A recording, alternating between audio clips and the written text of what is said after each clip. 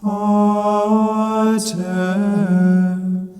si non potesti calix transire,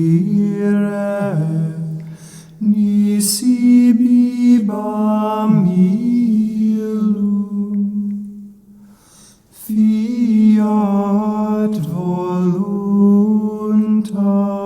tua.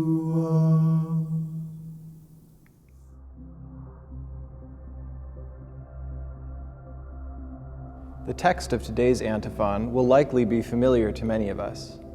It is the prayer of Jesus in his agony in the Garden of Gethsemane. Father, if this chalice cannot pass without my drinking it, your will be done. This moment in Christ's life is so profound as it shows us both his immeasurable suffering and his unconditional obedience to the Father.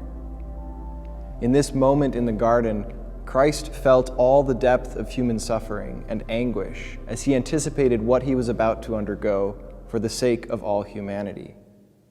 In fact, he felt the fullness of this pain in a more intense way than any of us, because he was able to look it in the face and bear the full brunt of it, whereas we, in our sinfulness and cowardice, often choose to turn away from the pain of reality and repress the harrowing emotions we feel when confronted with great suffering. But the suffering Christ endured was not just an excess of human pain. It was a descent into the very depths of our sinfulness in order to redeem us. He took on the sins of all humanity, a burden so heavy that it caused him to sweat blood under the weight of it. This is something that none of us could do, but it is the destiny of the Word made flesh, in whom humanity and divinity are one. Thus, the suffering Christ endures in the garden pierces the depths of his humanity and divinity, united in one heart. Our communion antiphon today gives us a glimpse into this pain, illustrating musically the grief of Christ's heart. The first phrase is charged with melodic tension, especially as it revolves around the note B, which is just a half step below C, the dominant note of this particular mode. This half step distance creates a great sense of longing, as the B sounds incomplete on its own and desperately wants to go up to the C to resolve that tension. But the melody of the chant emphasizes B more than C in the first part, lingering on this note for the important words non, transire, and illum. And as that phrase comes to a close on illum, the melody hangs on that B, leaving the listener with a sense of unfulfillment, even anguish.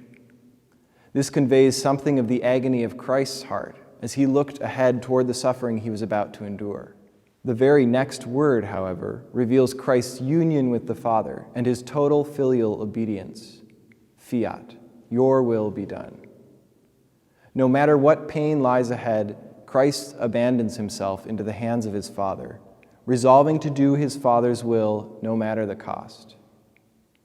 This resolve is expressed so beautifully in the last phrase of the antiphon, which, after hanging on that B, now finally emphasizes C, even elaborating it with a sort of trill on the word fiat, driving home the significance of this word as a resolution.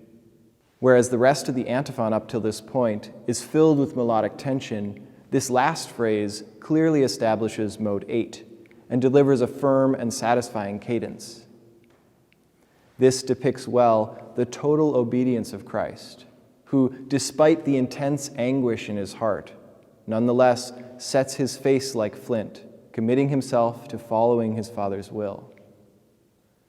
This has something to speak to our lives as well.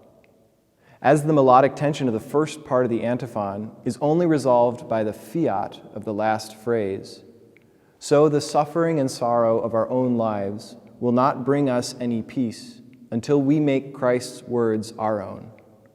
Fiat, Father, your will be done. Pater,